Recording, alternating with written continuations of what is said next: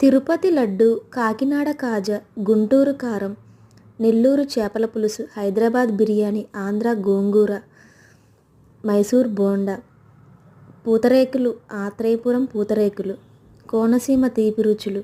ఇలా ఒక్కొక్క ప్లేస్లో ఒక్కొక్క ఫుడ్ అనేది ఫేమస్ అయి ఉంటుంది. పూతరేకులు అనగానే మనకు గుర్తొచ్చేది ఆత్రేయపురం.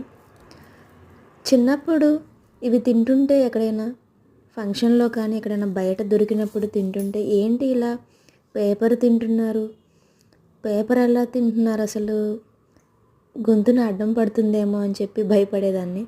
ఆ తర్వాత నేను ట్రై చేస్తే, ఓహో దీన్ని ఇలా స్వీట్ లాగా ఉంటుందా, ఇలా చేస్తారా అనుకొని ఇంకా ఆశ్చర్యంగా అనిపించేది. ఇది నోట్లో పెట్టుకుంటే కరిగిపోతుంది కదా పూతరేకులు.